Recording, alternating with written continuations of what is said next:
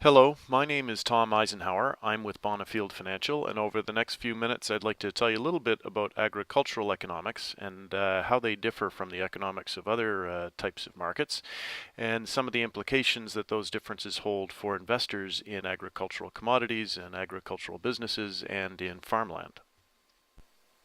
So let's review for a moment our standard supply and demand curves. We know that as prices rise, fewer goods are demanded.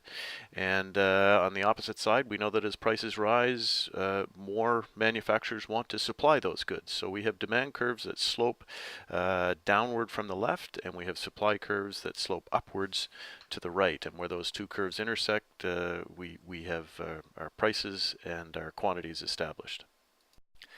So you can see that both the supply and the demand curves for agricultural products look very different from the supply and demand curves that we started out with a few moments ago. Both are very inelastic, and this has some serious implications for investors in agricultural businesses and commodities and farmlands.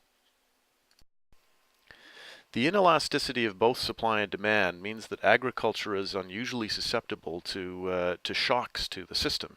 And as it turns out, the world is facing serious shocks to both the supply and the demand side of agricultural products, and these shocks are going to have long-term impacts on the prices for all agricultural goods and services, including farmland. So let's return to our supply and demand curves for a moment and see what impact some of these trends are having on agricultural prices around the world. So let's return to our supply and demand curves for a moment and see what impact some of these trends are having on agricultural prices around the world. Well, the first significant impact is that growing populations, rising incomes in the developing world, and increasing meat consumption are actually shifting the demand curve to the right.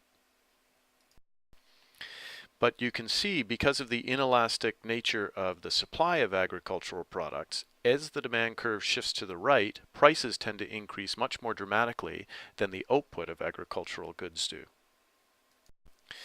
Compounding this situation is the fact that some of the other trends that we talked about, diminishing yields, water shortages, soil degradation, climate change, are having the effect of shifting the supply curve to the left at the same time that the demand curve is shifting to the right.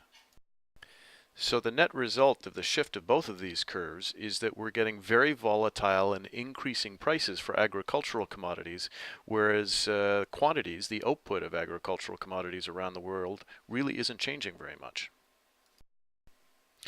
And so we're seeing increased prices for virtually every major agricultural commodity around the world, as this chart from the OECD and the FAO illustrates that their projection for agricultural prices over the next decade are substantially higher than agricultural prices, say, over the last decade. So in summary, the world is facing serious supply shocks and demand shocks for agricultural products, and because of the inelastic nature of both supply and demand in the agricultural sector, these shocks are going to have long-term impacts for prices of all agricultural goods, services, and for farmland. So thank you for watching this video. If we've piqued your interest and you'd like to learn more, go to bonnefield.com and check out our resources section.